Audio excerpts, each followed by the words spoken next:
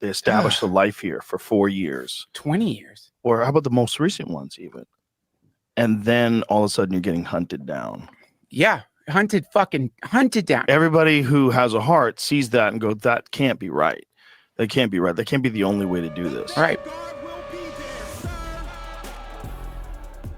Yep, 100%. Speaking of comedians, backtracking and trying to, turn the ship around. Do you want to take a look at Joe Rogan and Duncan Trussell? Yeah, absolutely. I haven't actually seen this clip a lot. I've seen a lot of headlines floating around about this clip, so I'm excited to take a look at it with you. Yeah, I'm excited to analyze this one because let's add some, important, relevant context for this story. If anyone's not familiar with the channel Elephant Graveyard, I highly recommend you guys subscribe to them and watch all of their content, but specifically this most recent video, how comedy was destroyed by an anti-reality doomsday cult. It's more than just a great video essay. It's genuinely a hilarious piece of art and comedy, but also the substance of it is on point. It's really one of the most accurate analyses of the rise and fall of this whole kind of Austin comedy scene led by Joe Rogan, and how Rogan has, taken all these people down with him at this point, including Duncan Trussell, who was a real heartbreaker for a lot of people, myself included. Used to be a big fan of Duncan Trussell. Really loved his Netflix show, The Midnight Gospel. So good. I still think about the final episode of that shit. I literally could never watch it again because it just, it would make me cry so fucking hard. When we were a blog, I remember when that came out, and it was one of the pop culture pieces I decided to do for our blog that nobody read. Yup. And again, it's not like, I hope that Duncan in particular finds his path to redemption and is able to, make up for some of his more cringy commentary as of late, defending the likes of Peter Thiel for no reason. But either way, it's clear that this video has really gotten on people's radar, in addition to a bunch of other comedians like Bobby Lee and others speaking out against the Austin comedy scene, talking about how it's cringe, talking about how it's like just a bunch of bullshit hack material, saying the N-word is so funny, like, ha ha ha, I said the F slur, I said the T slur on stage, isn't that hilarious? Like, that's just what it's devolved into. But this is specifically important because not just does it make good points, it's also blown up, it's gone viral. This has almost 3 million views. By comparison, the Joe Rogan Experience itself, obviously this is just YouTube. I'm sure it, if you combine the Spotify, Apple, everything, yada, yada, yada. But still, I do think it's worth pointing out that 3 million is a lot more views than your average Rogan episode gets on this platform these days. Most of them don't even hit 1 million views. They used to all hit 1 million views. Would you do me a favor really quickly? I don't know if they scrubbed all this, but will you hit popular on that tab and we can just see? Yeah, 6 years ago, 65 million views on the Bob Lazar. You know what I mean? Donald Trump didn't even crack that 11 months ago. All right, 5 years ago with Snowden, 39 million. I remember regularly tuning into YouTube back in the day when Gavin and I were just like dude bros that were occasionally checking in on Rogan, and he would get 8 to 10 million views every single time he uploaded. It didn't matter how popular it was. And then the crazy ones where it would be like Alex Jones is on there, or Graham Hancock was a popular guest on there at one point. Yeah, there he is, 28 million views. Sometimes those would go crazy. Randall Carlson was another one that people used to love from back Russell in the day. Brand, 21 million 6 years ago. That guy's fallen far as well as far as relevance goes. Yeah, he might fall behind bars at some point. Yeah.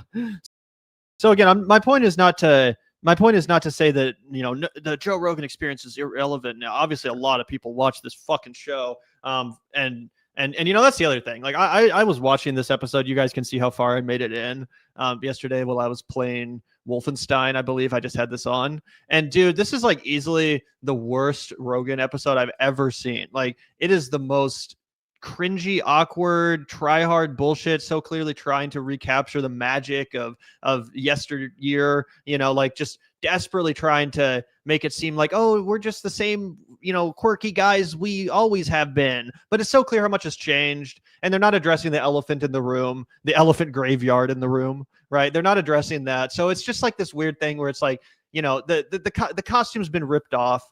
The emperor has no clothes, but they're still out here pretending like, oh yeah, it's just like it was 10 years ago. It's just the same as it was. And it's cringy and it's low effort. And you can tell that these people are just no longer actually interesting thinkers anymore. They've just reached a point in their life where they're living a boring existence. And it is what it is. But there are some moments in here that I thought were worth reacting to, because even though they don't address the elephant graveyard in the room, it's clear that it's on their mind, because obviously they've received a lot of pushback, including in that video for the right-wing turn. And within the first 10 minutes, you can tell they're like eager to start proving their bona fides as people that are more than willing to criticize the Trump administration. Oh, what? Us? Sycophants? Propagandists? Ball boys of the president? No, we're independent thinkers. We're ready to sit here and have some tough commentary about the president and stuff. So it's total horseshit, but you can see that they're responding to that pressure, even though they're not actually acknowledging the pressure that exists to respond to. It's very interesting. That's such a great setup. And one thing I really want our audience to take away from this preamble is a great point that you laid out. They're going to try and capture the past, right? When Joe Rogan was really the cat's pajamas, it was 10 years ago. It was literally a decade ago. And all of the best, most popular content was when it was Joe Rogan, Duncan Trussell, this guy Ari Shaffir, who's not funny and deeply problematic, but he was around. Okay, it was Christopher Ryan, the guy that wrote Sex at Dawn, would come on and they would call it the Shrimp Parade, and it would be Duncan Trussell. It was just a much more underground kind of a podcast. Joey Diaz would come on and he would say all kinds of problematic shit, but people would laugh at it, right? It was a dude bro kind of hangout kind of a situation, and it wasn't too try hard. It wasn't forced. It wasn't contrived. It was actually really natural. You know what I mean? And it felt like you were getting to be a fly on a wall with a conversation that you really wanted to be a part of. Even if it wasn't an expert, it was like, whoa, these guys are really good friends. And I remember the thing that really sucked me into Joe Rogan's vortex was I loved the fact that he really cared about his homies at that time. It really felt like he cared about his homies. He made sure that guys like Duncan Trussell were coming on the road with him. Ari Shaffir, who I always hated, but was coming on the road with them. All the Joey Diaz, who I never really was the biggest fan of either, but he was coming on the road with them. And I liked that he stood by his guys. I remember one time Duncan Trussell told a story about how when he was like 28, he got in a horrible breakup with his girlfriend, and he lost his house and he lost like where he was living, and it was just a nightmare for him. He wasn't making that much money for comedy, and Joe Rogan moved him into his house. He was like, oh fuck, I don't have a family, I don't have kids, like just live in my house. You can smoke as much weed as you want, you can lay in my basement and chill out, like we're just gonna that's what I'm doing to you and Salisa. I'm gonna say, hey, what's up guys, I'm ready to stop paying rent and start smoking weed. But you know what I mean? Joe was like, I've got Fear Factor money, dog. Like money is irrelevant to me. You're my homie. I get bored if I'm in my massive crib by myself. My wife doesn't care because you can have your own wing, just stay in the basement and don't get into any of her shit. You know what I mean? And I was like, wow, you actually do seem like a good friend. And that was his whole selling point, man, was that Joe Rogan was a guy you wanted to spend time with. And now he does not seem like a guy you want to kick it with at all. It was so effortless for him at one time. He was natural. He was a great communicator. His mirror method was deeply effective. He let his friends shine. He wasn't a mic hog. He didn't care about I think it popular. I think it was, though, is that at that point, he was actually just friends with all those people. Once he started the mothership, once he started essentially this cult, which is brilliantly laid out in the Elephant Graveyard video, how it really does resemble a cult in a lot of ways. Once he started that, again, he's not just these people's friends anymore. He's their cult leader. And everyone's sucking up to him, and everyone's kissing his fucking ass, and he's hearing about how important and influential he is online and how he helped elect the president and all this crap. Of course that's going to get to you. Of course that's going to change you. In addition to the hundreds of millions of Spotify money flowing into your fucking account so you can keep doing the same show you always were, but now just with all this fucking money. Like, obviously he was always rich, but that does take you to a whole nother level, right? Where it's just like, how do you even pretend to be normal anymore? How do you even pretend to be in touch with the average Joe? Which is actually funny because that's something that Rogan's audience has usually kind of ignored, but increasingly not so much. We're going to take a look at the comment section of this video too, and a lot of pushback, a lot of people saying like, starting to sniff out the BS. Yeah, well, I'm excited to take a look at this. Like I said, I haven't seen it yet, but very excited to plow into it, and then we can kind of unpack further.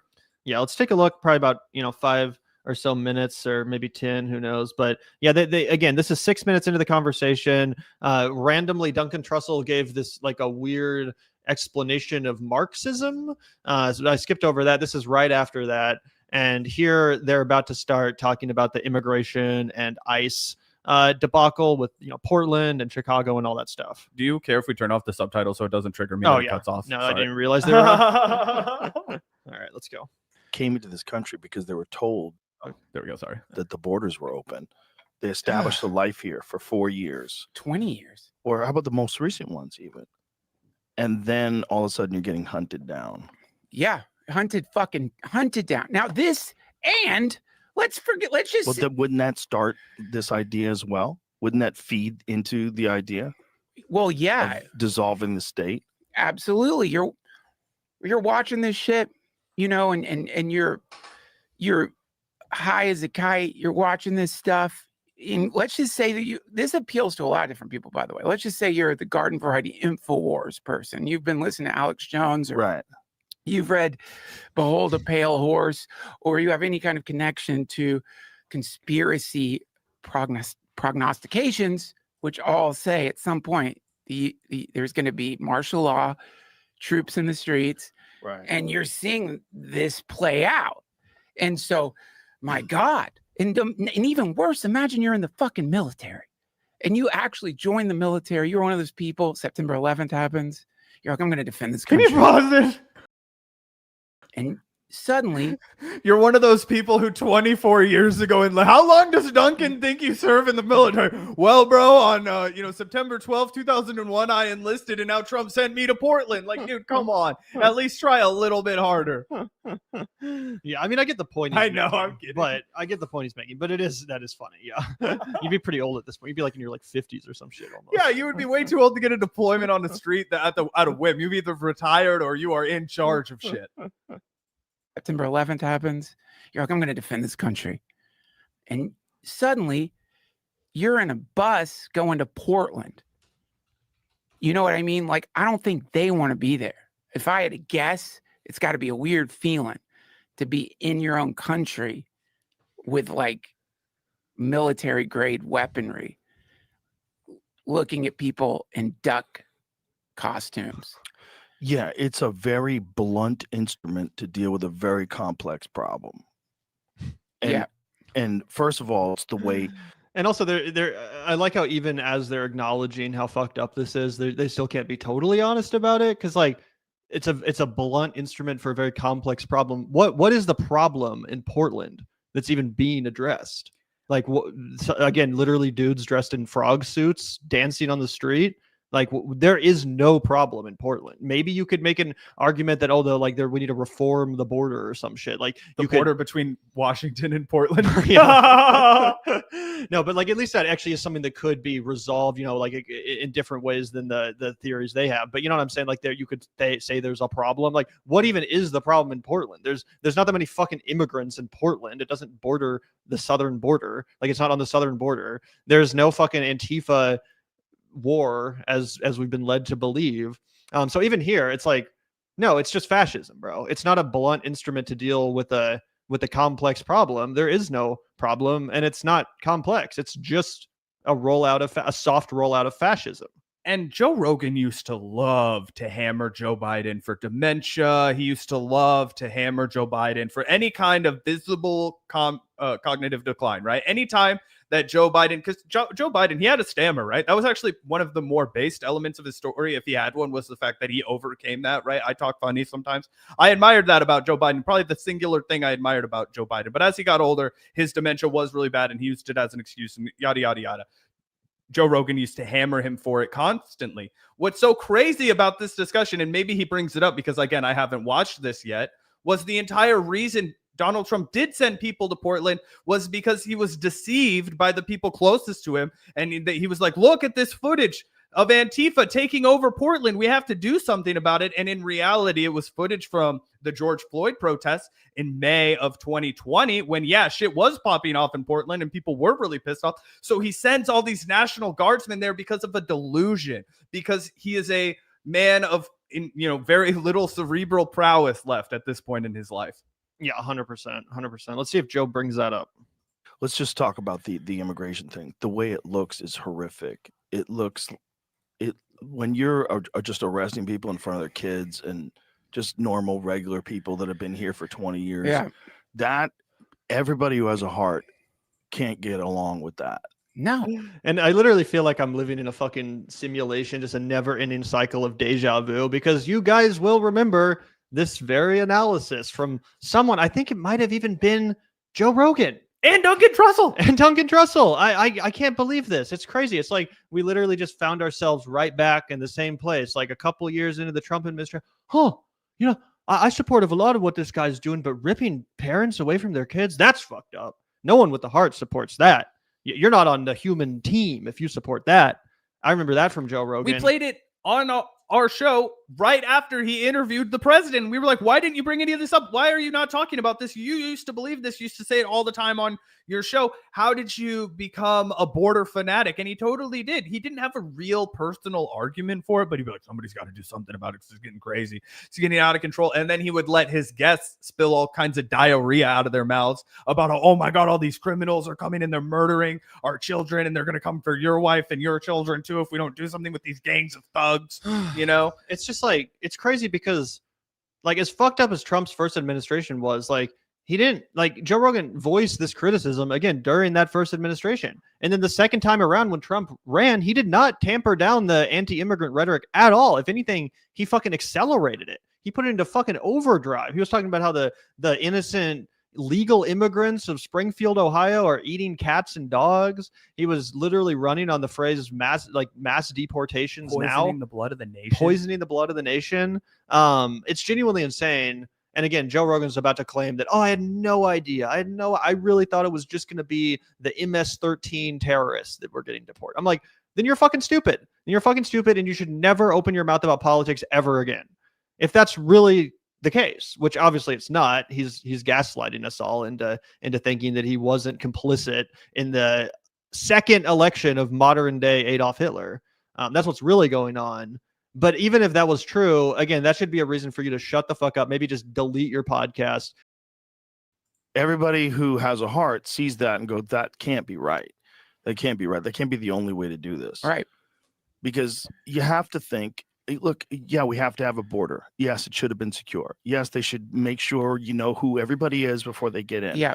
But when people have been here for 20 years, like, come on, man. That's crazy. Like, yeah. Let's find a way. If they've been productive members of society for 20 years, no criminal record, they worked the entire time, they paid taxes, find them a pathway to citizenship. Find a way where you can do this thing that you want to do, which is keep terrorists and cartel members from getting across the border with drugs that kill 100,000 people a year.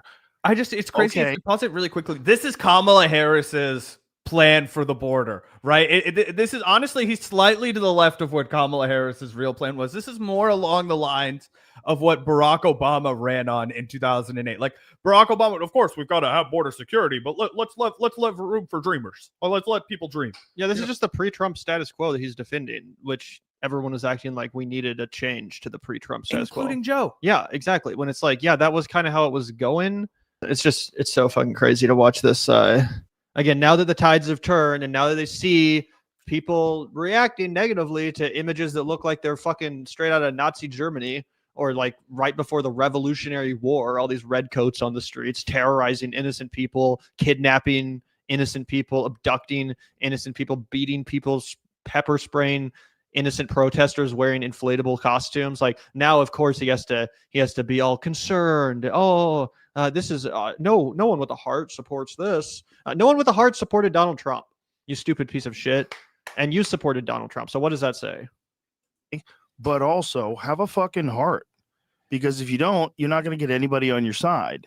If you're doing this stuff publicly, throwing women to the ground, handcuffing people just for existing on the wrong side of the dirt. Yeah. Not a criminal. Not the only crime they ever committed was coming over here as a kid. Yeah. They probably didn't even know what the fuck was going on. Yeah. Yeah, man. You know, a lot of kids got snuck across when they were already born in Mexico. And they've grown up their entire life in America. They can't even speak Spanish. Yeah.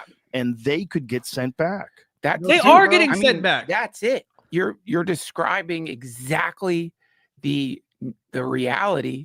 And there just isn't. No one gets on board with that, man. No one with a heart. Bro, you did. Well, no. I mean, the only way you can get on board with it is you have to essentially go like pure Machiavellian.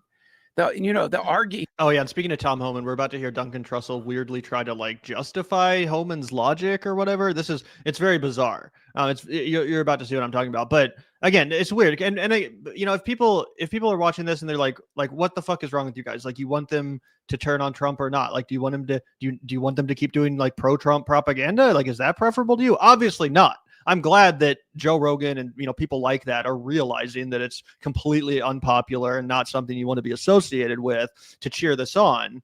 Don't get me wrong, I'm glad about that. But as someone who also sat here pulling my fucking hair out, watching people like Joe Rogan help elect Donald Trump in the first place. Joe Rogan himself. Yeah, literally. What I want to see for me to even begin to give Rogan credit is for him to just come out here and fucking admit that he was wrong, that he conducted the interview in an irresponsible way.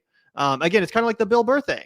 Obviously, I have a lot more willingness to forgive Bill Burr than Joe Rogan at this point. I think it's fair to say that Joe Rogan is pretty far gone. But again, if Rogan actually wants to grapple with the state of the country right now, and he actually wants to take this, like, I'm a bleeding heart, humanitarian thing, then talk about what has changed in your mind. Talk about how you went from supporting this monster to where you are now. Talk about how you were fucking wrong, why you were wrong, and apologize for enabling this insane fascism that we're all now living under because of all these idiot podcaster bros being like, hey, Donald Trump, come on my fucking show, bro. Kamala's cringe. Kamala's lame. I don't like Tim Walz. Like all this stupid shit.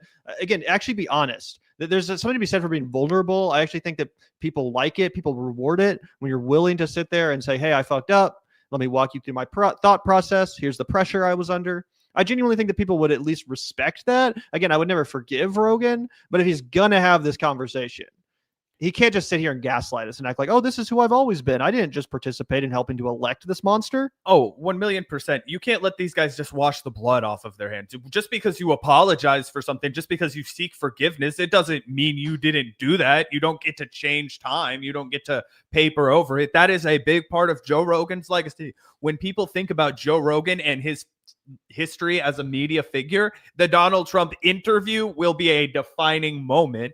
And the fact that he was willing to do all of this, I don't know if it was for money. I don't know if it was for clout. I don't know if it's because he was really, really afraid that guys like Theo Vaughn and Andrew Schultz were going to, ride all of the momentum and surpass him. And he was really determined to be at the top of the mountain. And his competitive spirit drove him to interview Donald Trump. And of course, if you're going to interview Donald Trump, they'll make you agree to do a softball interview where you just praise him and you make him happy and all of that stuff.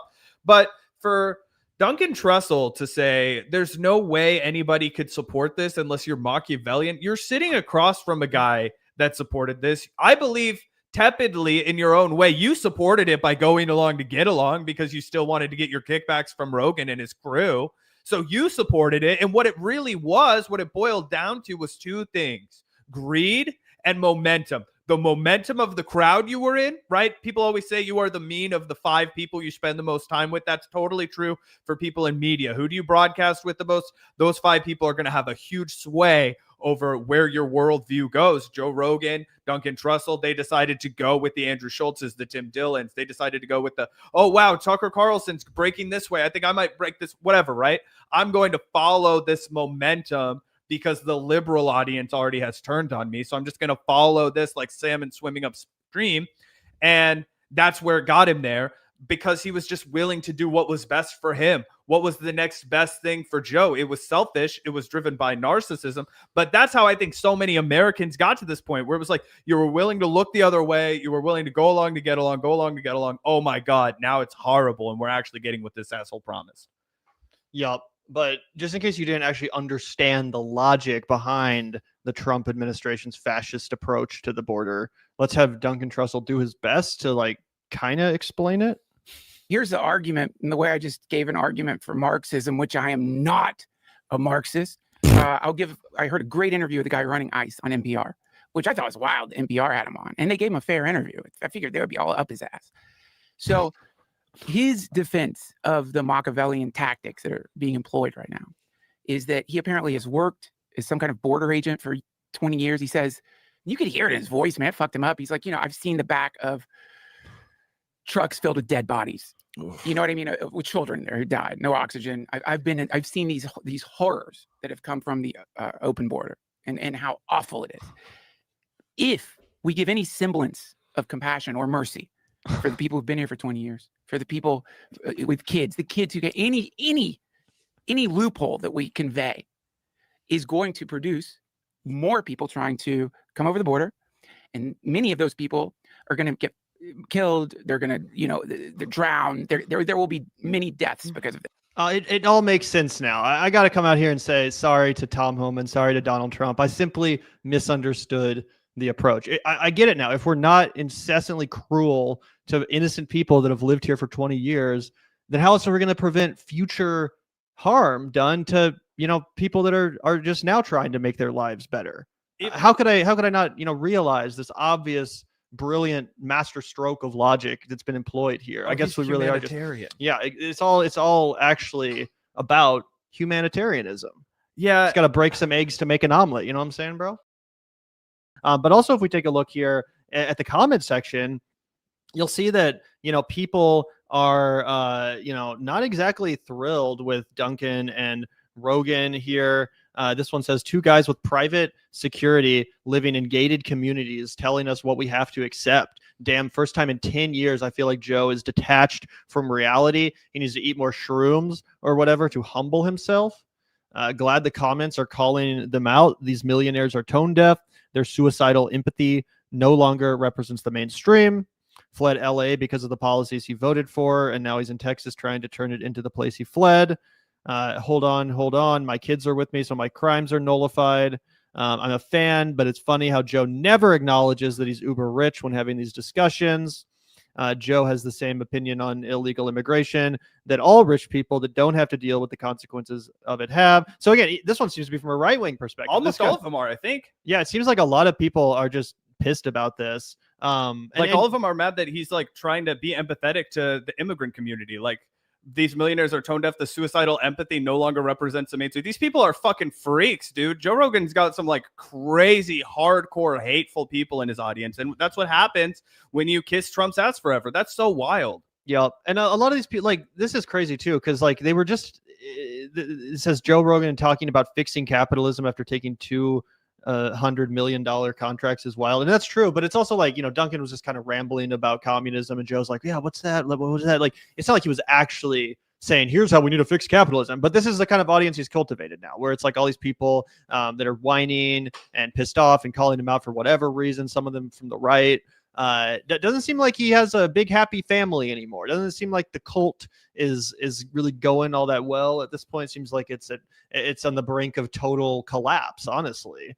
Because he's no longer cool, right? And I feel like that's something that Joe Rogan had in spades for a while. It was cool to listen to him. Everybody thought he was a cool guy. He had all these interests. You might have never thought, if you're in our chat, you might have never thought Joe Rogan was cool. But he had cachet with the people who were watching his show, with the people who were listening to his live stream. They thought he was just the coolest guy. And now he's gone straight up boomer. He's out of touch. They don't relate to him. He's moved on from anybody normal in his audience. And now he does just have like a Ben Shapiro, Daily Wire kind of comment section where it's just a bunch of people who are mad that he had one teaspoon of empathy, that he was willing to say, I don't think we should put troops in Portland. Nobody likes that. People who are going to freak out if you're not 100% waving the Trump flag. He did that to himself by selling his fucking soul, right? And the fact that he's desperately trying to recreate the past, like Hunter Thompson used to write about how if you ever find yourself as a writer going back through your old manuscripts and trying to repurpose what you used, you were totally cooked. You have to keep your eyes on the future. Otherwise, you'll never be able to adapt to what's coming. Joe Rogan is so focused on the past because he knows his goose is cooked, right? He's going back in time. He's trying to, what if I just redid the magic from the past? Nope, it's over. And I think I called it a little bit too soon. Had to eat some humble pie. Before the election, I was like, fuck Joe Rogan. Nobody cares about Joe Rogan. I think it is finally catching up to Joe, where he's never, ever, ever going to be as big or as relevant as he once was. And he's going to become a bigger and bigger laughingstock than he ever was. Oh, yeah, 100%. 100%. Have you seen, I was thinking about pulling it up. Have you seen the video where Andrew Callaghan talks about his experience with Rogan? No, let's play that. This is crazy shit. It's about 6 months old. But I recently just saw this the other day, and I was genuinely shocked by what it reveals. This is only 2 minutes long, but it's really worth watching because it reveals the absolute state of paranoia and insecurity that has infected the Austin comedy scene. You're gonna have your mind blown when he tells this story, bro. It's crazy shit. Asks, why haven't you been on the Joe Rogan Experience? Well, there could be 2 reasons for that. One, which is probably most likely, is that I'm not popular, famous, and influential enough to be on JRE. 2, could be related to a little green room spat that I had with Mr. Joe Rogan at his comedy club in Austin, Texas. So I'm not even a Joe Rogan hater, and I thought the mothership was actually pretty tight, especially how they lock your phones up in these magnetically sealed plastic sleeves when you enter the door. It definitely brings the anxiety levels down and makes it so comedians can push the envelope a bit more with their material. So it keeps comedy and experimentation alive without the fear of cancel culture. I was in Austin doing a couple different podcasts. The first podcast was Lex Friedman. And then the following day after that, I did the Matt and Shane secret podcast. And unfortunately, Matt was out of town, but the homie Lemaire Lee, shout out to my boy, was there replacing Matt for that day. So that night after the podcast, Shane had a set at the Mothership Comedy Club. So he invited me, and in between sets, I'm chilling at the bar downstairs, and I'm getting like lightweight blown up by fans, which is fine. You know, I love fans. It was chill, but I was kind of like in a more relaxed headspace. I wanted to just doze off, you know, listen to comedy, chill. And so I told Lemaire, I'm like, yo, can I go upstairs to the green room? I'm trying to, you know, kick back and, you know, lay low for a bit. He's like, man, I could take you there, but just so you know, Joe Rogan's a bit territorial about that green room. Like, so it's at your own risk. And I'm like, dude, no way, it's going to be fine. Joe Rogan's reacted to like 7 of my videos because Jamie always plays them. So I'm like, it's going to be chill. So me and Lemaire take the elevator up to the secret green room at the Mothership. There's 5 comedians in there, all in their mid-20s. Everybody recognizes me except for Joe Rogan. So everybody's dapping me up. Lemaire says, hey, Joe, it's my homie Andrew. Shake Joe Rogan's hand. I put some popcorn in the microwave, which I felt like was establishing myself as a member of the green room. And then I turn around and I see Joe Rogan like yelling at the security guard. And he's yelling, who let this fucking journalist in here? Kick him the fuck out. I could hear Joe saying this. I guess somebody told him that I was like a journalist. So he maybe thought that I was a Daily Beast reporter that had snaked my way into his safe space to ask him about ivermectin, which is a valid concern. So before I could even get kicked out, I was like, Lemaire, I got to get out of here. And I walked down the stairs and went back into general population. So that could be why. I'm not sure if Joe Rogan thinks I'm like an asshole who was like trying to make my way up. Pretty crazy though, right? Pretty crazy that Rogan is so fucking paranoid, so insecure that Andrew Callaghan, yeah, he's a journalist, but like lots of people have YouTube channels where they fucking talk about things. Like anyone theoretically, if they heard or saw something in the green room, could fucking leak it to the public. But he just hears, oh, this guy is he's a journalist, he's a reporter. Get him the fuck out of here! Like, dude, that's a crazy reaction to have. For one, like what was going on in the green room that was so inappropriate that he was worried it would be leaked about? Like, I can't imagine that it was that raucous in the fucking green room with Joe Rogan and 4 of his cringe homie comic friends. Like, what were they all just screaming the N-word? What was so bad they can't get out? I have a feeling it's probably a combination of things. One of them being Joe Rogan loves to be the king of that cage, right? Oh, he loves to be the guy in charge. He's the cult leader. Everybody kisses his ass. Everybody shakes Joe's hand. It's very mafia coded, I would imagine. And he knows that he is able to pull the strings for everybody's career in there, right? He is kind of like what's her name? Like Mitzi Shore or whatever, who ran the comedy club for a long time, Pauly Shore's mom.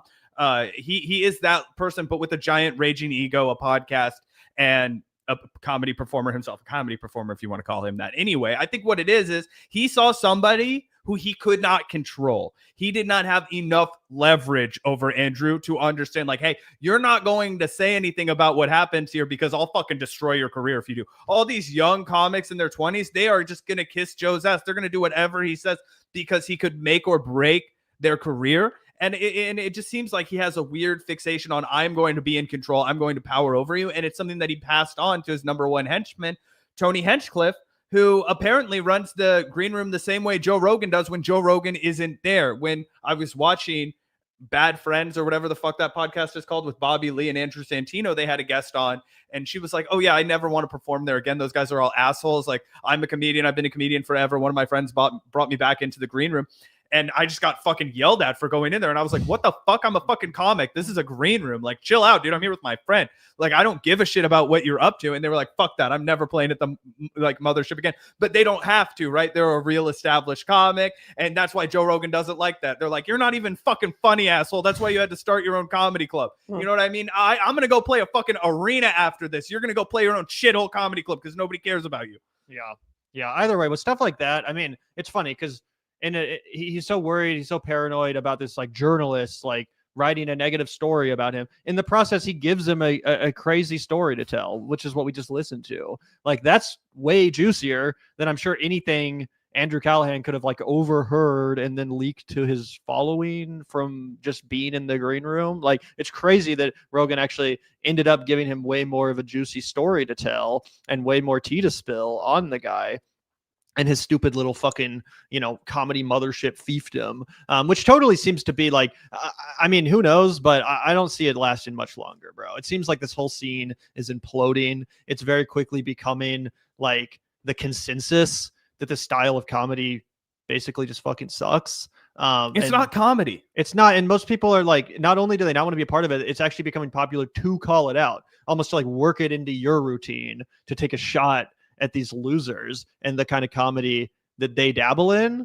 So it's becoming very dated. I don't think that the likes of Joe Rogan and Tony Hinchcliffe are like quick on their feet enough or intelligent enough to actually adapt to the situation and create a new style of comedy. Like, it just seems like this is going to die a slow, embarrassing death. And eventually, I imagine Rogan will probably leave Austin, because who the fuck wants to be in a town where the comedy scene has totally left you behind, and it's just this reminder of your own failure and how much everyone thinks you're a laughing stock. Because seriously, guys, if you don't believe me, he goes to Miami next. I think Miami is probably where he'd end up. Yeah, I don't think he'd go back to LA. Fuck no, dude. He can't go back to LA. If not Miami, maybe Nashville. But Nashville also feels kind of over. Not to interrupt you. Yeah, but there is still. I mean, if you look at Austin, like literally, like all the tech companies that set up headquarters there, they're basically all left by now. Like, a lot of them have gone to Nashville. It does seem like Nashville's a little bit less of a ghost town as far as like all the people that just went there and then immediately left. Like, it seems like more of them have stayed in Nashville versus like a lot of them just left Austin. Nashville, all to me, is just one giant bachelorette party. I don't know enough about it to really weigh in, but I was like, man, it would be so pathetic and honestly poetic if Joe Rogan ended up in Nashville. That would be great. Honky tonk town for a sellout, washed up comedian. Yep. So who knows? I mean, maybe I'm wrong, but I'm just like, seriously, look up, just go to YouTube, look up Austin comedy, and you'll see like video after video after video of people roasting these fucking guys, and not just people like us, high profile comedians, fucking Bobby Lee.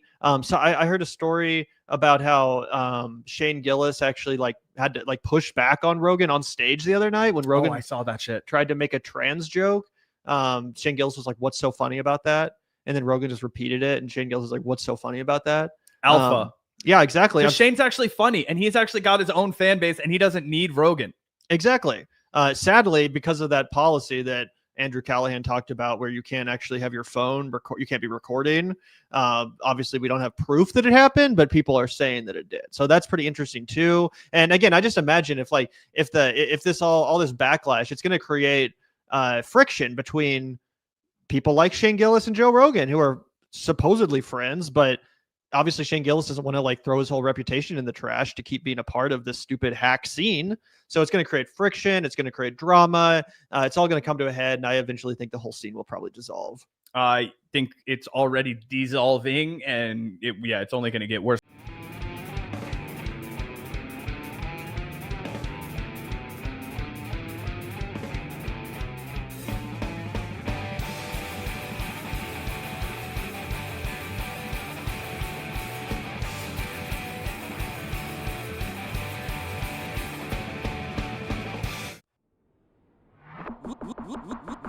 Look out the door if you hear an ambulance.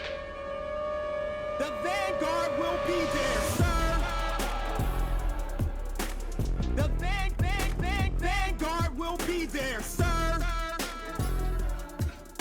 The Vanguard will be there, sir. The Vanguard will be there. Be there. The Vanguard will be there.